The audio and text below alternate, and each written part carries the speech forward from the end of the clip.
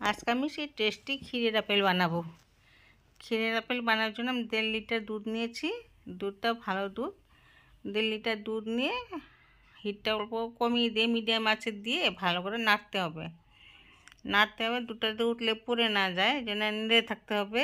আঁচটা মিডিয়ামে থাকবে, বেশি আঁচ দেওয়া যাবে না, দিলে কিন্তু দুধটা উঠলে পড়ে যাবে। এই জন্য নাড়তে হবে। হাতাটা রেখে দিলে দুধটা কিন্তু পড়ার ভয় থাকে না, উঠলেই পড়বে না আর কি। সেই জন্য এখন আমি কি করব, দুধটা ঘন হয়ে আসছে, এখন আমি চিনি অ্যাড করে দেবো। 100 গ্রামের মতো চিনি নিয়েছি, আর চিনিটা দিয়ে দেবো। আর যে যে পরিমাণে খান সেই পরিমাণ মতোই চিনিটা দিবেন। বেশি তো দিতে ভালো লাগে না, বেশি মিষ্টি হলে ভালো লাগে না, ওই জন্য মিডিয়াম মতো দিলে হলো। এখন নাড়তে নাড়তে দুধটা শুকিয়ে আসছে, কিন্তু এখন এই যে একবারে শুকিয়ে গেছে। শুকিয়ে এখন নেড়ে চেড়ে আমি আস্তে আস্তে করে ভাজা ময়দা এখন অ্যাড করব। ময়দার পর ভেজে দিতে হবে, নাহলে কিন্তু গন্ধ করবে। এই জন্য অল্প ভাজতে হবে, বেশি ভাজতে হবে না, অল্প ভেজে আমি ময়দাও 100 গ্রামের মতোই দিয়ে দিলাম, অ্যাড করলাম।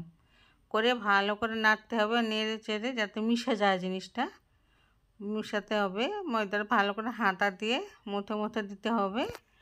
তারপর থালে নামিয়ে দিলাম, একটা থালাতে নামিয়ে দিয়ে এখন ভালো করে হাতাটা দিয়ে আবার নাড়তে সারতে হবে, নেড়ে চেড়ে দিয়ে তারপরে আমি এখন ওই যে হাত দিয়ে দিচ্ছি। হাত দিয়ে তারপরে আবার পরে আমি লাড়ুর আকারে শেপ করব। তারপরে আপেলের মতোই আঙ্গুল দিয়ে মাঝখানে দিয়ে দেব, তা আপেলের শেপ হয়ে যাবে। এই যে দেখে নিন, এই যে এইভাবে দিলাম। এই যে আঙুলটা দিলে তখন আপেলের শেপটা চলে আসে।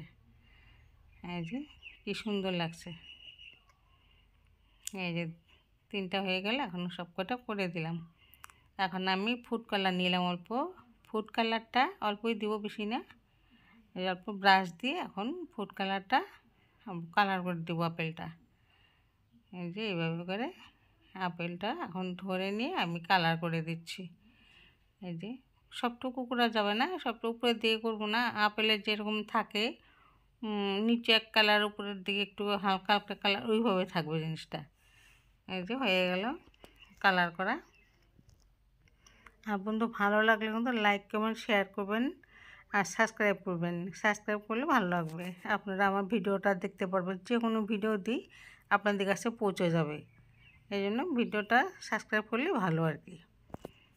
আর এত কষ্ট করে বানালাম, এখন আপনারা যদি সাবস্ক্রাইব না করেন কীরকম লাগবে, তাই না? এই যে এখন কারি পাতা দিব।